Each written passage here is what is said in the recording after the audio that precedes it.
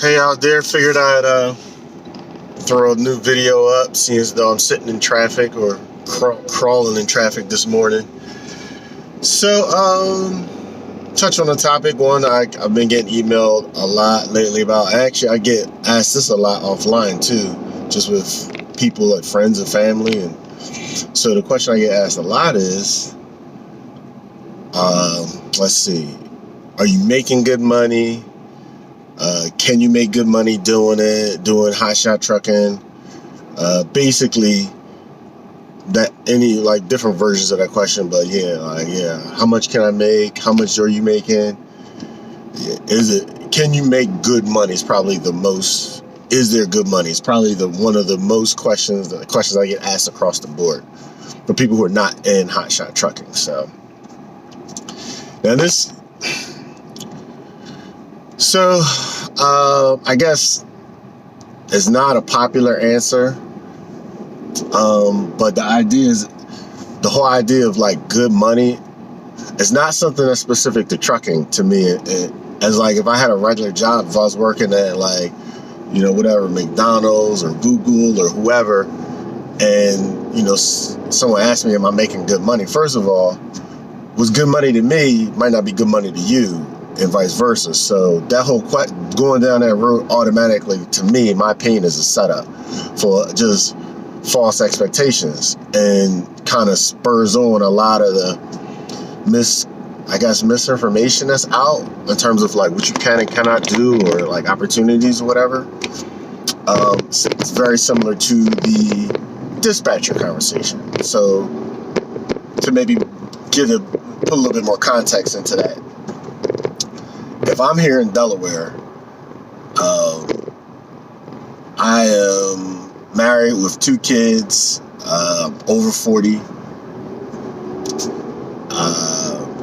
I have fair credit, let's call it. You know what I mean? I don't have a lot of debt or whatever.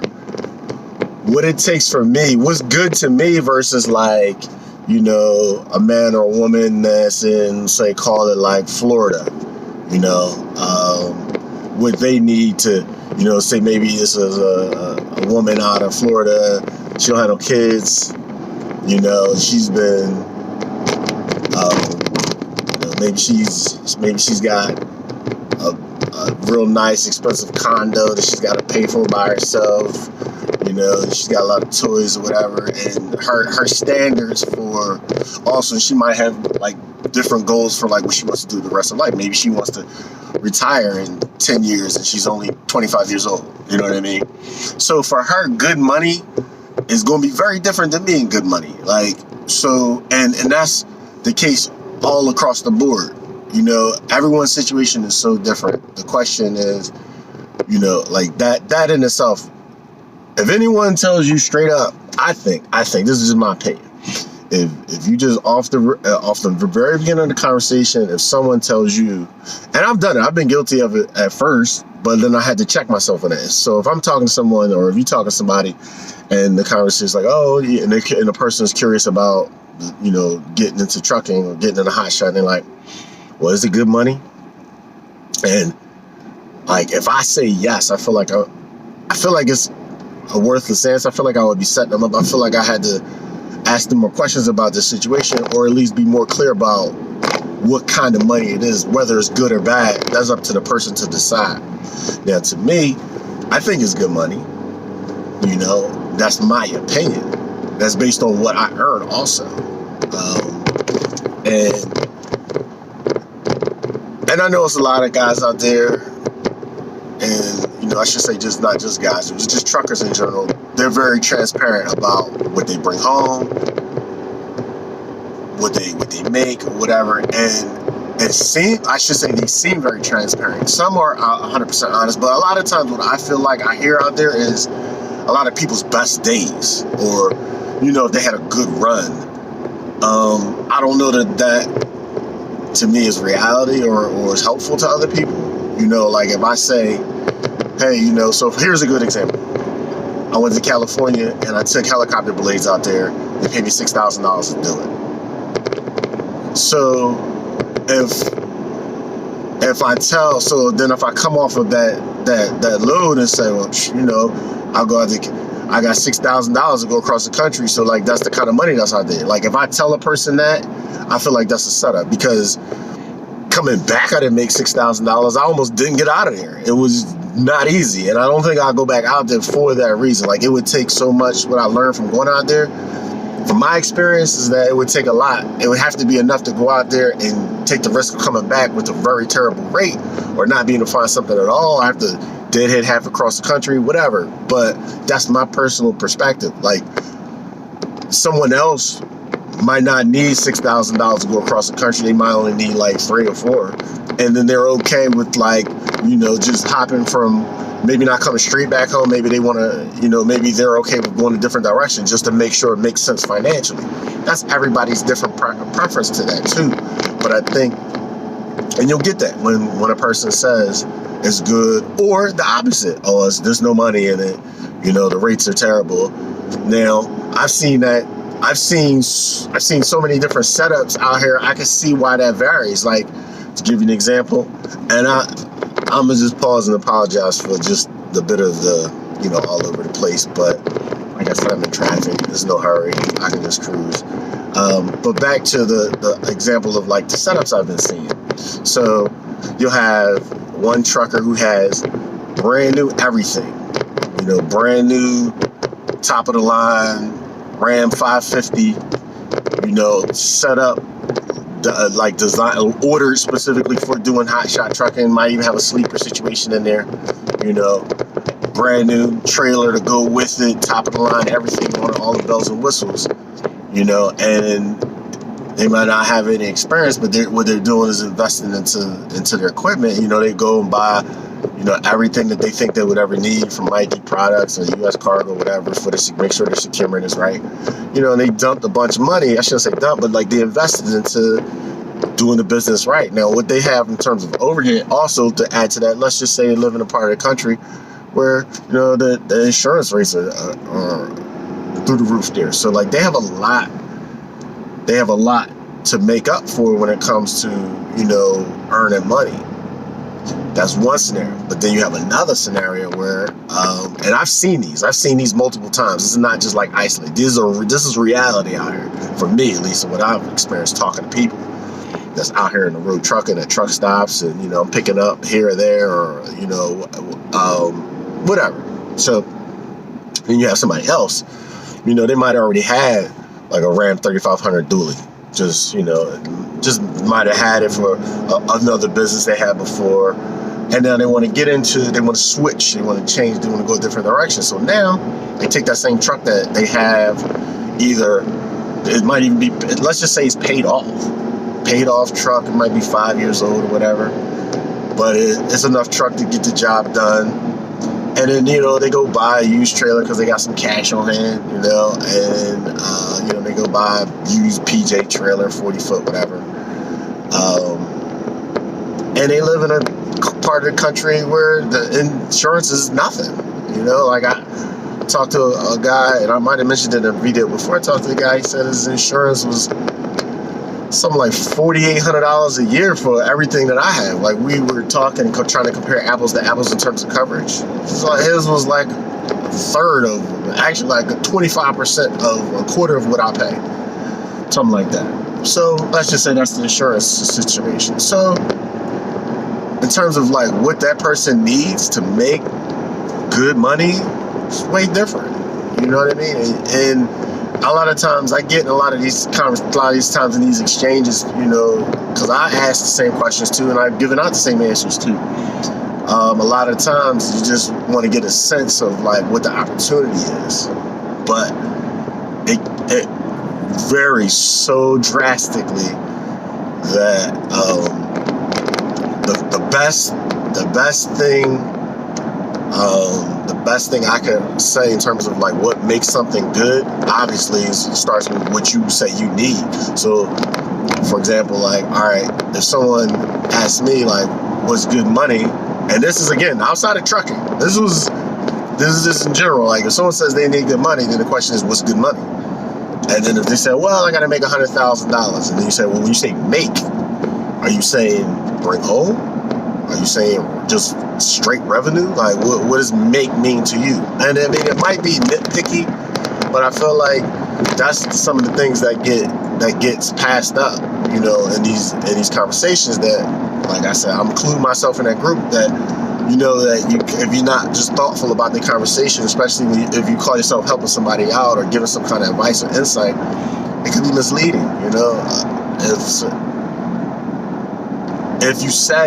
If I were to say to someone like, oh, well, yeah, it's good money, and to me, good money is $100,000 revenue before I take out any of my expenses or taxes or anything, and a person that is thinking, oh, well, they're thinking like take home is $100,000. Like, after everything's said and done, we're already going two different directions with the conversation. It's already a disconnect.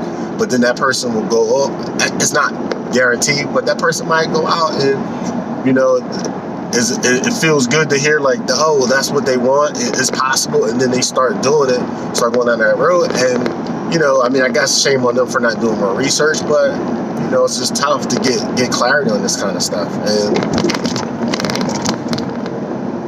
I guess the bottom line to that conversation or to those exchanges is, like for me, like I said, I'm making it more of an effort to be more clear about, these conversations when I talk to people, that we're both talking apples to apples. And I understand what their expectation is for the questions that they're asking. And as I ask more experienced truckers too about stuff that I'm unsure about, same thing. I'll ask like, well, when you say you getting $2 a mile, like, what does that mean? Like, are you saying that that's the most you can get? That's the minimum you'll take? Like, what does that mean? Like, what does that turn into for revenue? If you only drive once a week and you get $2 a mile to go 500 miles, but that's all you do, and you wait for that, that's very different than someone who's constantly running and they say they have averaged $2 per mile for the past 6 months, running X amount of miles per week. You know what I mean? Like, it doesn't give you the backstory of their expenses, but at least from a revenue perspective, you can use that as a better gauge to kind of like figure out, whether or not you like the amount of money that can be earned in trucking. That was one of the culture shocks I got coming into maybe not culture shock, but like, that was one of the things that I found very quickly. It was a disconnect, was that, $2 a mile. $2 a mile was like, you can make $2 a mile. You can make $2 a mile. And you'll hear it a lot, and it's not wrong. You can make $2 a mile, but is that normal? And maybe that is for somebody that part of the country, depending on where they run and how they run, maybe they can do that. But all of that needs to be taken into account when you're figuring out what you want to do and how you want to shift your business. If you're in trucking, or if you're going from cars to freight to cars or whatever, or if you want to quit your job, or like you want to know how to project your next year and all this kind of things, like I feel like you can, it can be very misleading, and again, it could be someone that's in your backyard, same neck of the woods. Like, you might even be able to line all the stars up where y'all have the same exact everything, and you can get the same exact rates. From, when I say can get, meaning like, you have the same, you're in the same market. You have the same flexibility in your schedule. You have the same willingness to, in terms of how hard you want to run, that kind of stuff. Like, you're on the same page with that. But let's just say even, the person that you're basing your plans on, say that, they ran that way last year, and let's just say the rates fall off this year. I mean, that's not something anybody can predict, but something to take into account. Like, how often do rates fluctuate? You know what I mean? And when they fluctuate, how badly do they fluctuate? Does it go from, you run a couple of months for $2 a mile average, and then all of a sudden, every third month it dips down or something? Obviously the whole market in general going forward, you can't predict, but I don't know. Like I said, it's one of the questions that I get asked the most, and it seems like when I get asked that question, I end up doing more asking back than I do giving answers, because I just am hesitant to give false information, you know what I mean, that's not real. And even when I do give some information that's specific to me, like I'll say like, hey, you know, this is my first month, you know, this is my second month, this is where I'm at now, this is what I made last month, this is how many miles I ran. Honestly, it seems like most people are receptive to getting that clear picture, but it seems like people just don't really want to know the full spectrum sometimes. They just used to getting that same little snippet of information, like, oh, you know, I made 8,000, I made 20,000, you know what I mean, whatever. Try to give all of that as much as possible without being discouraging or giving false hope, you know what I mean. Trying to think what else about that question comes up a lot that makes it tricky. Yeah.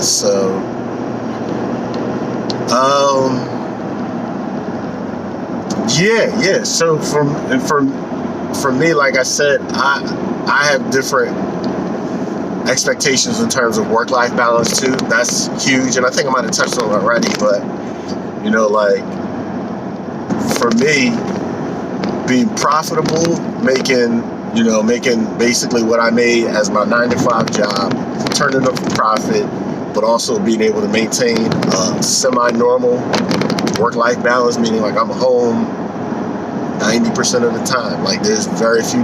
When I first started, I was out more nights a week, but now I don't know. The last time I stayed, might have been like 2 weeks ago. I stayed out on the road overnight once. I just don't do it anymore. I don't need to, based on how I drive, how I run, however you want to call it.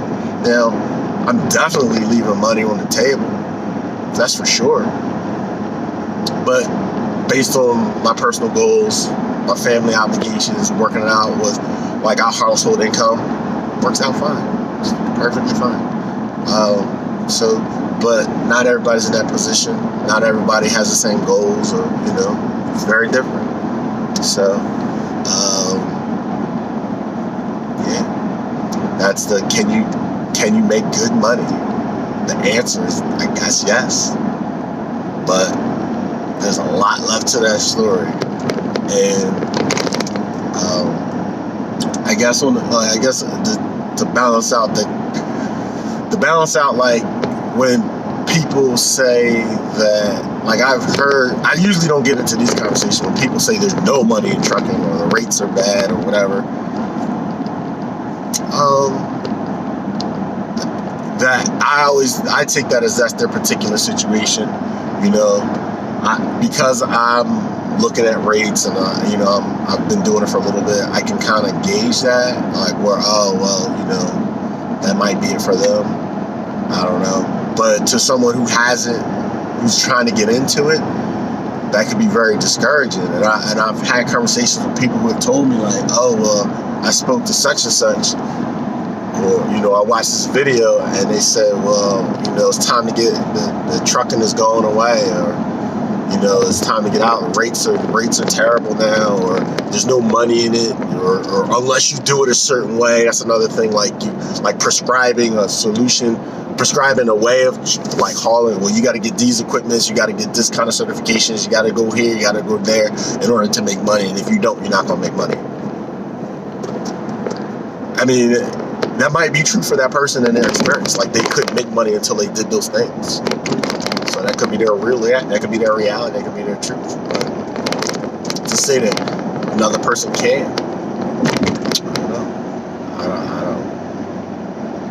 don't know. So, like I said, just want to touch on that. I've gotten that video, I've gotten that request from so many people. I shouldn't say request, but that question. People want to know, you know, can you make money? And I guess, yeah, people want to know. So I guess it's all relative. All relative. It's kind of how it is. If any advice I could say, if anything I could tell myself, I was thinking back to some of the things that I was maybe misled to believe, is just ask the questions as many questions as you can about why you're getting a certain answer, like what is that person's telling you, and then also try to get a gauge for like how knowledgeable across the board they are. So for example, throw myself under the bus. If you ask me, like, same kind of questions, one of the questions should be like, well, how long have you been doing it? If you ask me and I said only a few months, I give you an idea of like the limited amount of experience I have to say, was good or was bad. If I'm telling you something's good or bad. It's like, well, this guy's only been trucking for a few months, so he don't really know what's good or bad. But if I can tell you facts of my situation, that you can maybe take away that are really, really useful, not just, hey, this was my best day, or I've done this before, I was able to earn this, things like averages and consistent figures and how often I do things. If I can tell you that kind of stuff, then that makes anything I tell you a little bit more useful.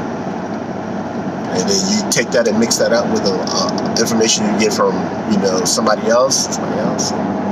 You get the best picture that you can with that, and then just do your best to try to plan as much as you can based on the information you have. Sometimes that still won't be enough, and you just need a little bit of luck sometimes. You need a little bit of fortune to just fall into your lap to get you through a little bit.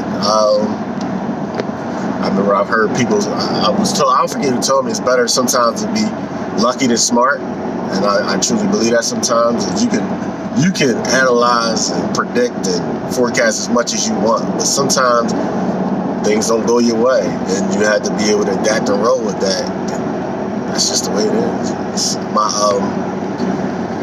Wrap this video up, but like just in a different case in point, outside of specifically like trucking, just having your own business. My family, my sister, my brother-in-law, and my niece, they started up like a brick and mortar business, like they have a shop, which is a whole nother animal when it comes to having a physical location. And they're all smart people, they're all ambitious people, they're go-getters, they have industry insight, they have resources, and it's still so much left on top of that they did not know, that they learn every day, that they cannot plan for. It's just impossible. The best thing you can do is get yourself in a position to be able to adapt and roll with that stuff. But I kind of hats off to anybody who has or either currently has a business, like a physical location business, or has had one, because that stuff is not easy. But anyway, cut this video short. Traffic looks like it's flowing pretty good now, so I'm gonna focus on what I'm doing with the steering wheel, and I will just catch all of you in the next video. Thanks for watching. Peace.